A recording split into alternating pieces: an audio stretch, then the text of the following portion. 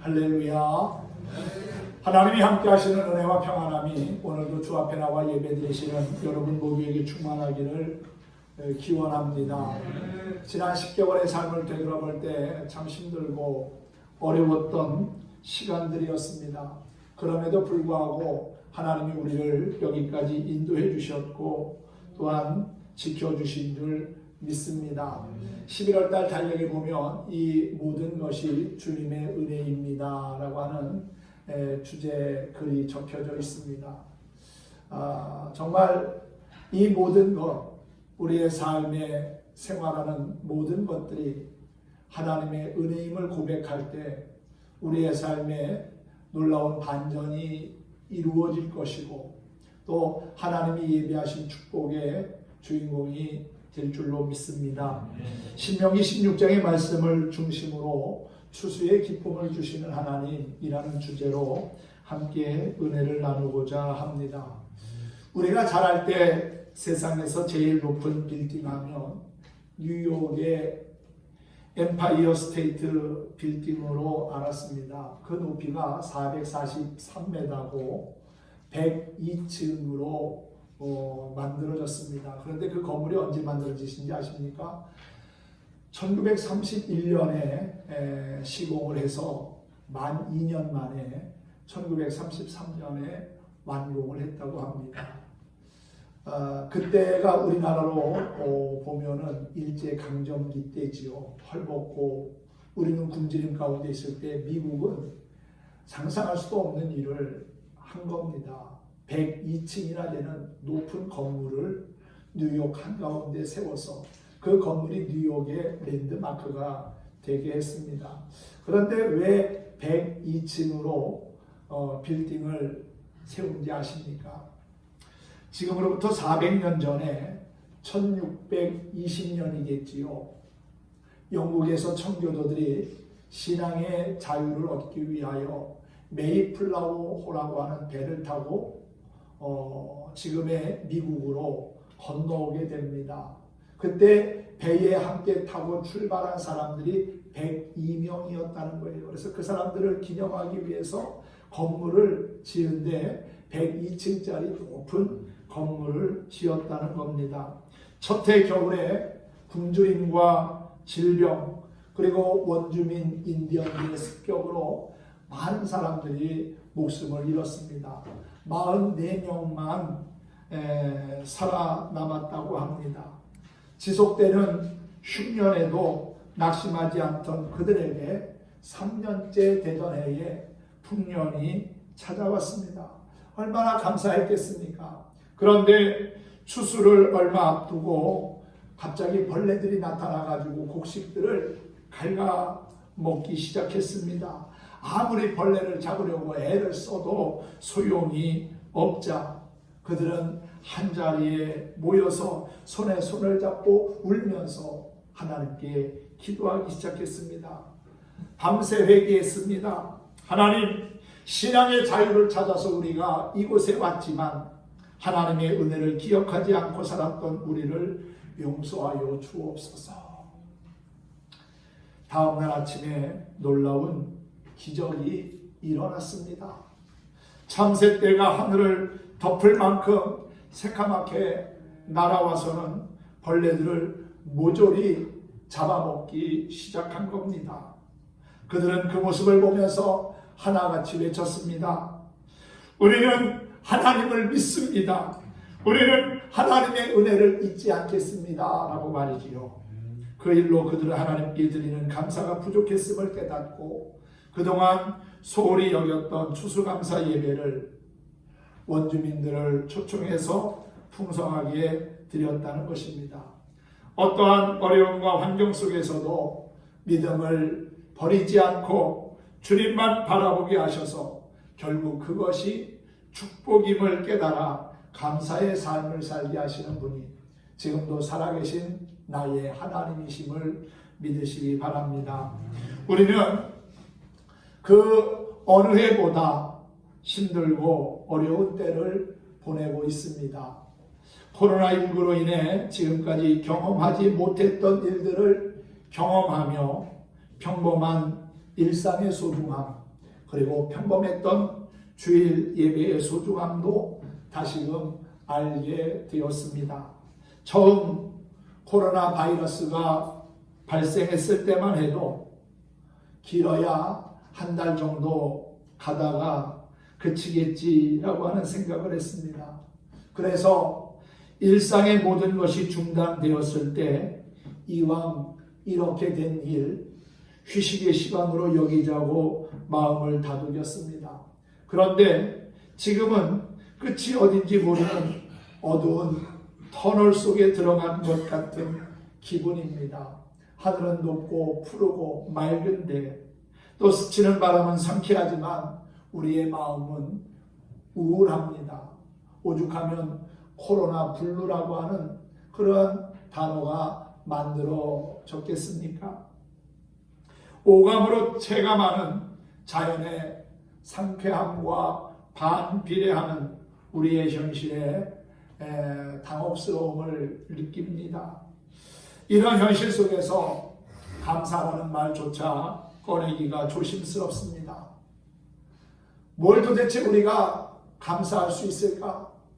왜 하나님은 우리에게 이렇게 힘들고 어려운 환경을 만나게 하실까? 이 코로나 바이러스로 말미암아 왜 이렇게 많은 사람들이 두려움과 공포 속에 살아야 할까? 도대체 하나님이 왜 이러시지? 하나님이 우리를 버리신 건 아닐까? 세상을 멸망시키려고 하시는 것은 아닐까? 하나님에 대한 의구심이 들 때도 있었을 겁니다. 그리고 감사라고 하는 말을 떠올리기도 싫은 사람도 있을지 모르겠어요. 하지만 그럼에도 불구하고 우리는 추수감사절을 맞아 기쁨으로 찬양하며 예배를 드릴 수 있는 것 또 하나의 귀한 은혜며 복인 줄 믿습니다. 오늘 추수감사절로 예배를 드리며 다시 한번 어려운 중에도 나와 함께 하시며 베풀어 주신 하나님의 은혜를 기억하고 감사의 마음을 회복할 수 있기를 소망합니다. 우리는 자연스럽게 접하는 햇빛을 비용을 지불하고 사용해야 한다면 대기 중에 있는 산소를 우리가 호흡할 때 필요한 산소 공기를 비용을 지불해야 한다면 얼마나 지불해야 할까요? 또 빗물을 사용하는 데 있어서 값을 내라고 하면 도대체 그 값은 얼마나 될까요? 그런데 이토록 우리에게 없어서는 안 될 가장 중요한 것들을 하나님은 우리에게 아무 조건 없이 주셨습니다.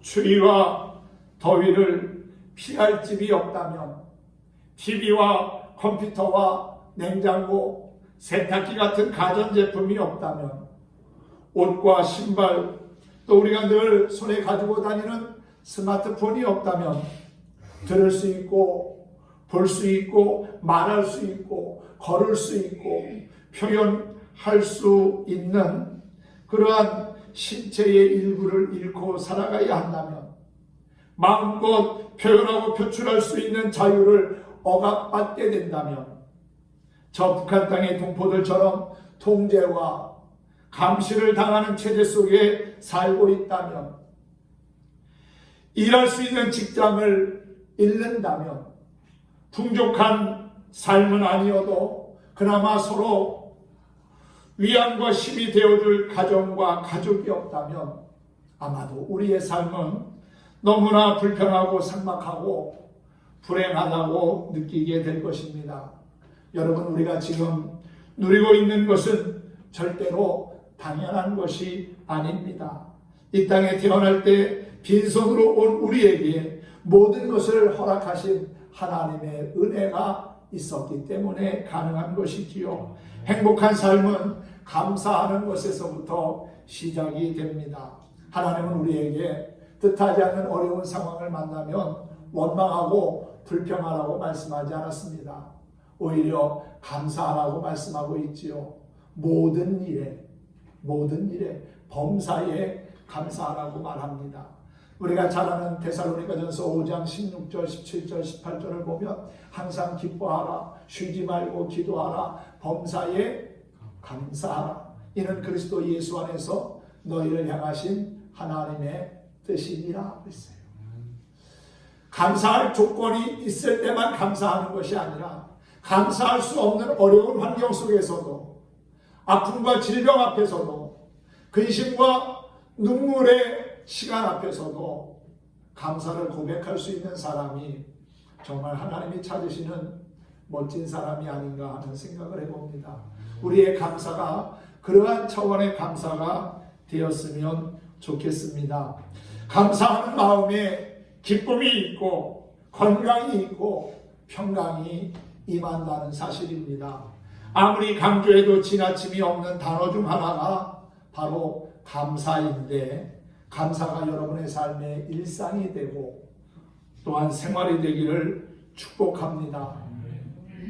하나님은 모세에게 계명을 말씀하시면서 한 해의 첫 열매를 거둔 후에는 초실절, 오늘날로 말하면 맥추절을 지키라고 하셨고, 그 해의 모든 수확을 마치고 창고에 들인 후에는 수장절, 오늘날로 말하면 추수감사절을 지키라고 명령하셨습니다.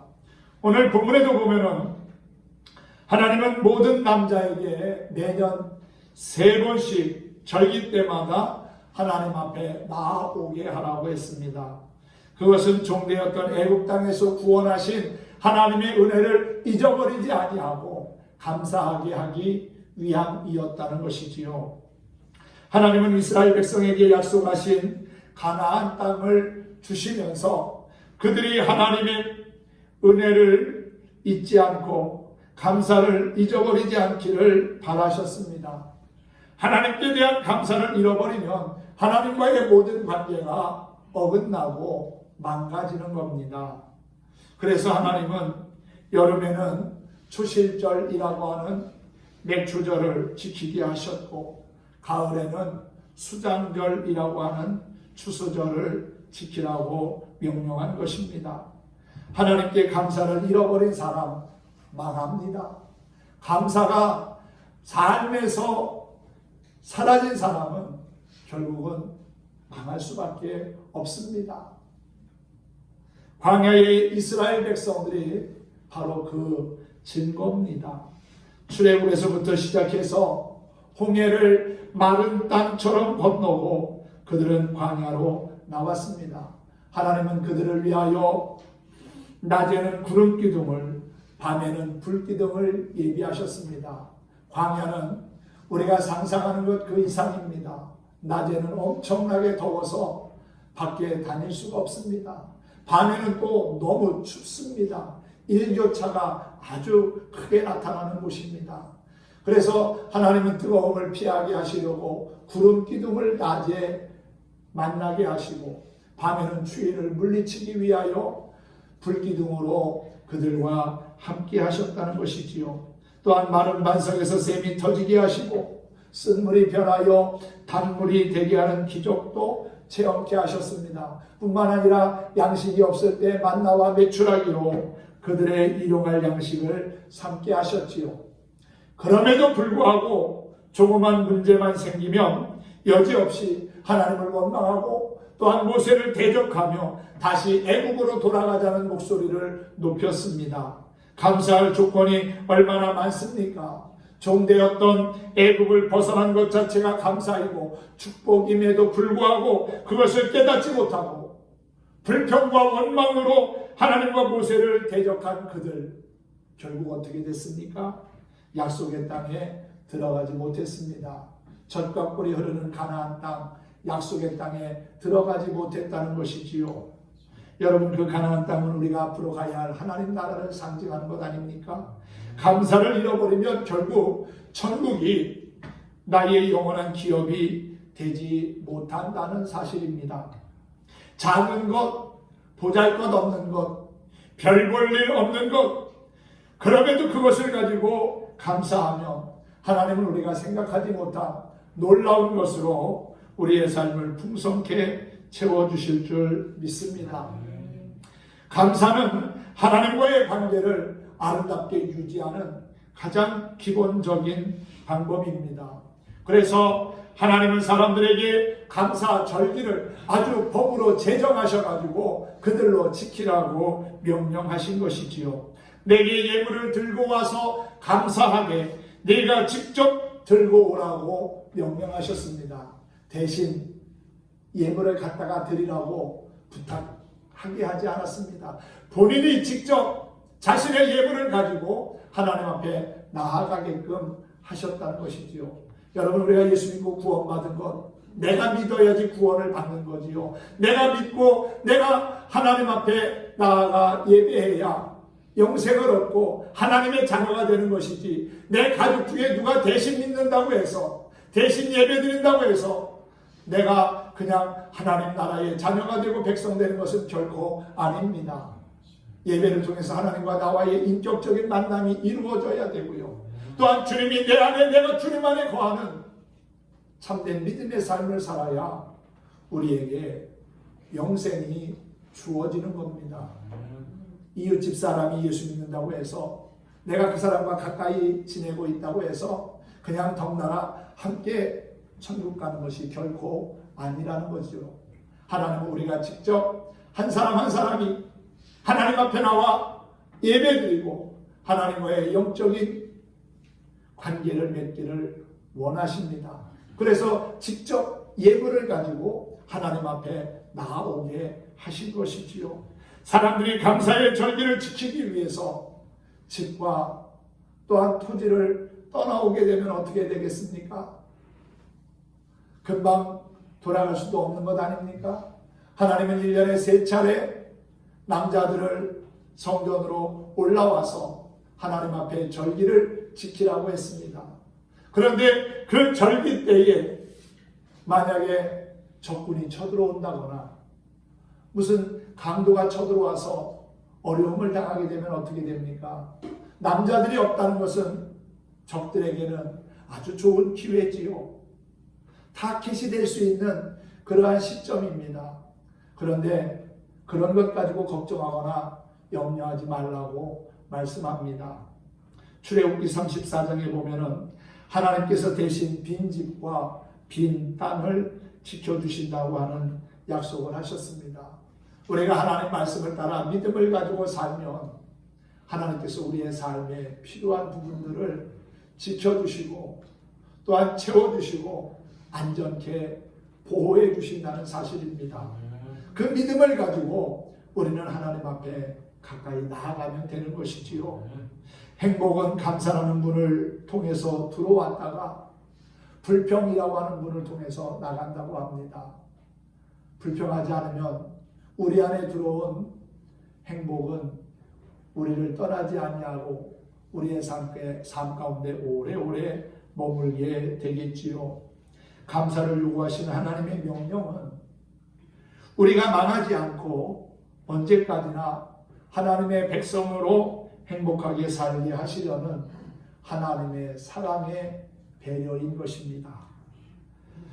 레위기에 보면은 하나님 앞에 제사하는 5가지의 제사가 소개되어 있지요. 번제, 소제, 화목제, 속죄제, 속건제, 이러한 제사 제도가 있습니다.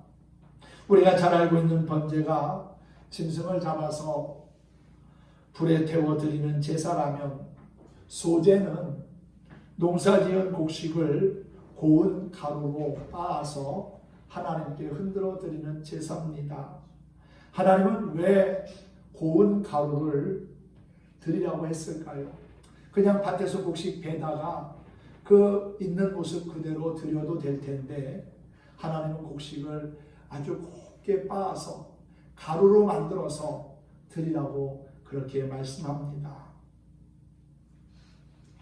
이 고운 가루는 인간과 관련해서는 겉모습이 완전히 깨진 후 순결한 심령으로 하나님을 섬기라는 것을 의미하고요. 그리스도와 관련해서는 순결하고 완전한 그분의 인성을 상징한다고 볼 수가 있습니다.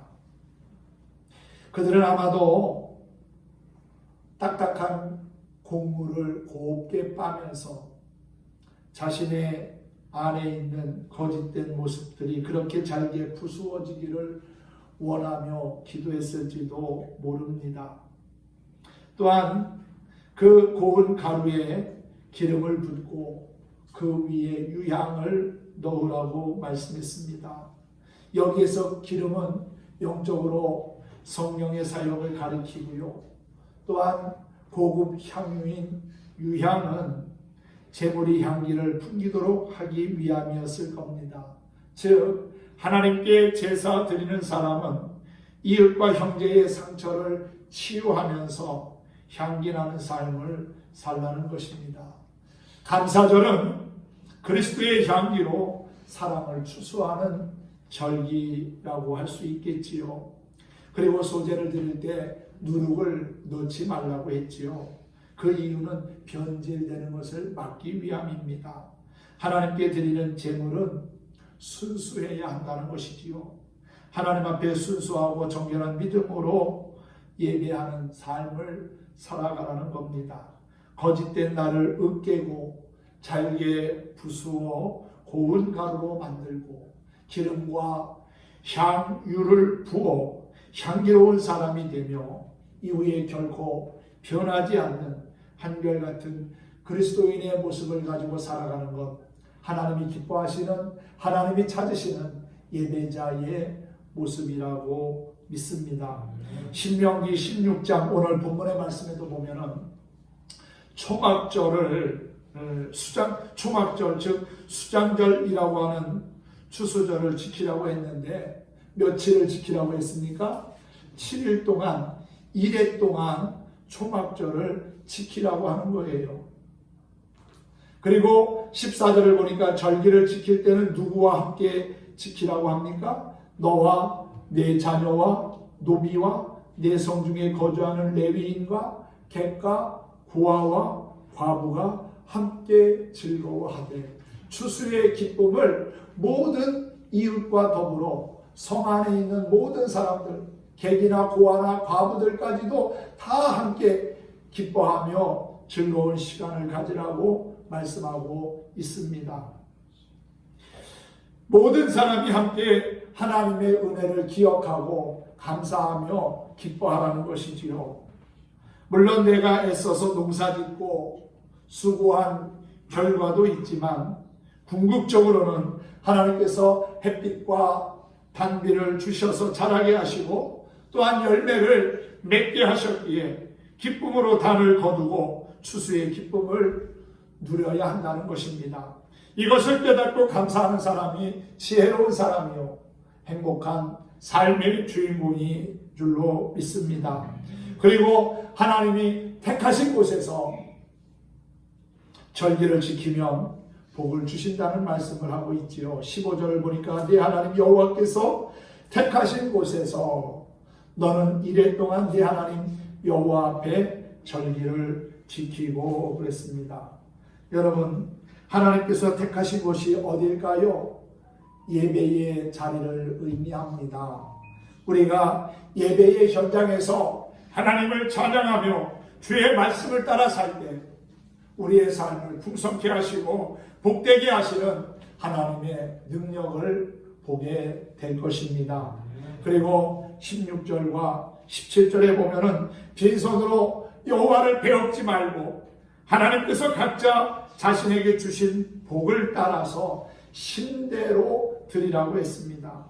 우리의 예물 드림이 예배뿐만 아니라 예물을 드림이 대충 아무렇게나 드리지 않기를 바랍니다. 적어도 1년에 한 번 추수감사 예배만큼은 우리가 최선을 다하는 봉헌이 있었으면 좋겠습니다. 마지못해서 억지로 드리는 것이 아니라 정성을 다하여 기쁜 마음으로 드리면 하나님께서도 그 정성에 걸맞는 은혜와 복을 우리에게 허락해 주실 거라고 믿습니다.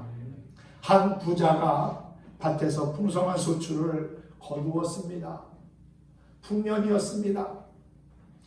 너무 많은 것을 거두었기에 자신의 곳간에 다 드릴 수가 없어서 곳간을 헐고 더 크게 지을 계획을 세웠습니다. 몇 년 동안 걱정할 것 없다면서 실컷 쉬고 먹고 마시며 즐기기를 원했습니다. 어리석은 부자는 곡식과 제사만 보일 뿐 모든 것의 근원이신, 모든 것을 허락하신 하나님을 그는 깨닫지 못한 것이지요. 하나님은 부자에게 그날 밤 그의 영혼이 떠나가게 되리라고 말씀하셨습니다. 만약 우리가 주어진 것의 풍성함 때문에 감사한다면 그것은 조건적인 감사겠지요. 결과를 우리에게 주셨기 때문에 감사하고 있다면 실상 어리석은 부자와 다를 것이 없습니다. 있는 것 가지고 누가 감사하지 못합니까? 아니, 있는 것 가지고도 감사하지 못하는 사람들이 물론 있습니다. 하지만 있는 것 가지고, 내게 주어진 것을 가지고 감사하는 것은 당연한 겁니다. 당연한 것을 해놓고 잘났다고 하면은 얼마나 우습습니까? 진정한 감사는 없는 가운데서도, 어려운 환경과 여건 속에서도 하나님을 의지하고 감사하는 거지요. 하나님이 나를 지켜주시고 임마누엘 되셔서 함께 하셨다는 것을 기억하고 잊지 아니하며 감사하는 그 믿음의 모습들이 우리 안에 있기를 소망합니다. 우리가 잘 알고 있는 하박국 선지자처럼 비록 무화과 나무가 무성하지 못하며 포도나무에는 열매가 없고 감람나무에는 소출이 없고 우리의 양이 없고 외양간에 소가 없다 할지라도 여호와로 말미암아 즐거워하며 나의 구원의 하나님으로 인하여 기뻐할 수 있다면 정말 하나님이 기억하실 놀라운 은혜의 삶을 살아가지 않겠습니까?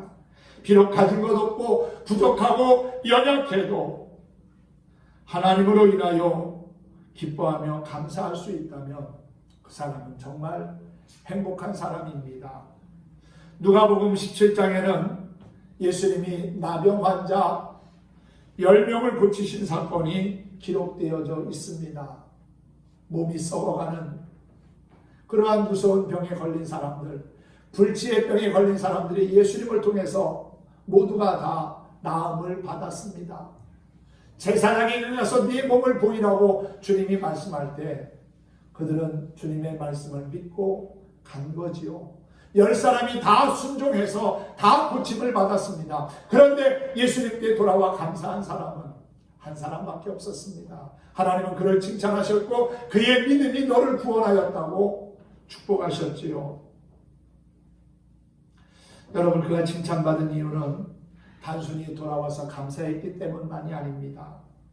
자신의 부족함과 나약함을 깨닫고 하나님의 사랑과 자비를 깊이 경험한 진정한 믿음의 모습을 보였기 때문이라는 사실이지요. 그래서 주님은 그의 믿음이 귀하다고 그의 믿음을 축복하신 겁니다. 사랑하는 성도 여러분, 목표를 이루고 성공했을 때만 감사하는 것이 아니라 늘 언제나 어디서나 감사하는 사람이 정말 행복한 사람이고 오늘날 하나님이 찾는 사람인 줄로 믿습니다. 없는 것을 짜증내지 말고 있는 것에 감사합시다. 안 된 것을 불평하지 말고 된 일을 감사해 봅시다. 잃은 것을 원망하지 말고 남은 것을 감사해 보면 어떻겠습니까? 실패한 일에 한탄하지 말고 성공한 일을 감사합시다. 부족한 것만 투덜대지 말고 넉넉한 것도 있음을 감사합시다. 물질적인 것만 감사하지 말고 영적인 축복을 하나하나 헤아려 보며 감사하면 좋겠습니다. 일시적인 것에 집착하지 말고 영원한 것을 믿음의 눈으로 바라보며 감사한다면 정말 좋겠습니다. 그렇게 살아가는 것이 감사가 이끄는 삶을 사는 것이지요. 오늘 추수감사절을 맞이해서 지난 1년 동안 나의 삶과 가정 그리고 자녀와 교회, 사업과 직장을 지켜주시고 인도해 주신 하나님께 진심으로 감사하며 주신 복을 헤아려 보는 저와 여러분이 되었으면 합니다. 그리고 그 은혜와 복을 함께 나눌 수 있기를 소망합니다. 감사는 나와 우리 믿음의 공동체를 건강하고 행복하게 하는 힘이 있습니다. 범사에 감사하면서 주님과 늘 동행하여 하나님의 마음의 기쁨과 감동을 드리는 저와 여러분이 되기를 예수님의 이름으로 간절히 축원합니다. 축복합니다.